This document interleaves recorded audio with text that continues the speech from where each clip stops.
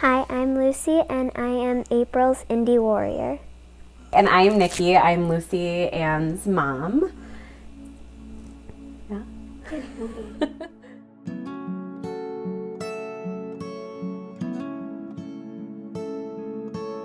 On October 15th, Lucy woke up and I was getting her ready for school, and she dropped her shirt, and she bent over to pick up her shirt, and there was a lump larger than an egg protruding out of her shoulder blade. And I realized that wasn't a normal looking lump. So I called my niece, who is a doctor, and sent her some pictures and asked her what she thought. Like, is this something I should be freaking out about? Because I tend to overreact sometimes when it comes to medical things. So she said I would bring her in if it's something that's sudden. And so we brought her in that morning. I called her in from school, and we were in the doctor by like 9:30 that morning. And the doctor that we saw wasn't her primary, but she called her primary into the room and was like, I need you to look at this.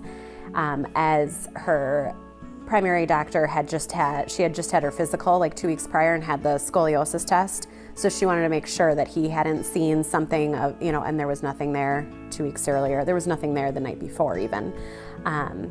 But she had him come in, and they both said that she needed to have an ultrasound done immediately. And they did an ultrasound, and they confirmed that it was some sort of tumor, that it wasn't like fatty tissue type thing. They believed it was a tumor. And they sent us to Children's the next morning. So the next morning we went to Children's, and she had a day full of tests, lots of tests, MRI, CT, X-ray, I think were the main tests they did that day. And when they got done, they said the same thing. It looks like it's probably some kind of tumor, more than likely a benign tumor. They thought it was a schwannoma, which is a type of fingerly looking tumor that they thought possibly. By Tuesday of the next week, we were having her first surgery, so it went really, really quick. And when the surgeon got done with her surgery after, he said that he was 95% sure that it was benign and that it was just nothing really to worry about, but obviously they have to send a pathology and confirm that it was benign. And I want to say by late that week, they called and said, we don't think it's benign. We're not sure. We don't know what this is. This is something that we have never seen before. We're sending it to Mayo. We're gonna, but we need to get in and do another surgery because we do have positive margins. So about 7 days later, we had the second surgery. And at that time, same thing, they hadn't fully got a diagnosis yet for us. It took a while for Mayo to figure this out, and once we finally got the diagnosis, it's called malignant mesothelioma, which is a high-grade soft tissue sarcoma carcinoma.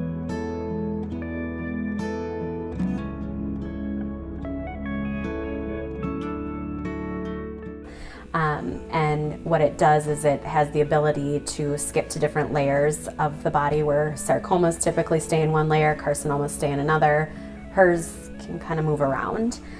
So when they got the pathology from the second surgery, they saw her tumor, and this margin right here was clear, but this little piece they took right over here was positive, which means that it skipped and moved, and so that was concerning, obviously. So within, I don't know, another 7-8 days, she had surgery. It was as soon as she started to heal, we had another surgery, and then they went in and they took her, and that was her third and final resection. So they went all the way down to the bone, all the way to the tissue, and took that out. And they didn't really know a lot about it, so we had to go to the Mayo for second opinions. And the only information they have on her type of cancer was a study that was done in Italy on 7 children that have this exact type of cancer. This Dr. Gianni did this study, and all 7 children had the exact same chemotherapy plan, the exact same proton beam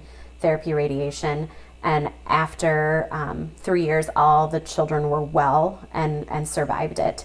So after lots of discussions with the Mayo Clinic, they actually were able to get in contact with this Italian doctor, and our doctors at Children's, they decided that this is an aggressive plan, but that was the plan we were going to move forward with, is doing the 4 rounds of chemo inpatient. So she did all 4 rounds at Children's in Minneapolis, and we were 6 days in the hospital, and then we're home for 14 days, 6 days in the hospital, and for 4 full rounds. But she's just completed her last round, so we're done with that, which is fantastic.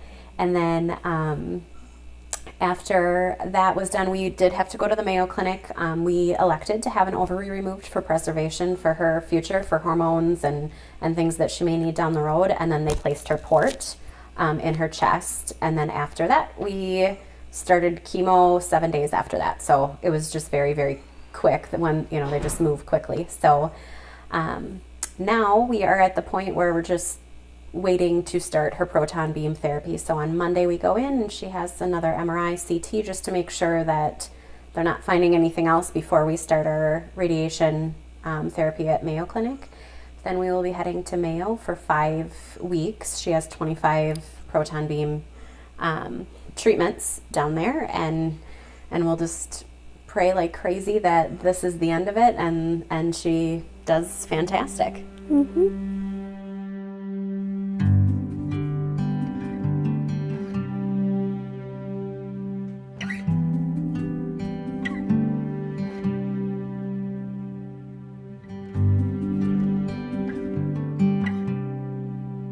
Can you tell us about your shirt? Why are you the Unicorn Squad? So my cancer is really rare, and we were joking about that I have the unicorn of cancers, and my neighbors got these shirts made for us, and now we kind of became the Unicorn Squad. What is something maybe that you want to tell other kids who have cancer? Things maybe that have helped you get through it, or just maybe something you want to tell them? That it can be scary, but in the end, you're strong and you're a warrior and you can do anything, and cancer can't beat anybody.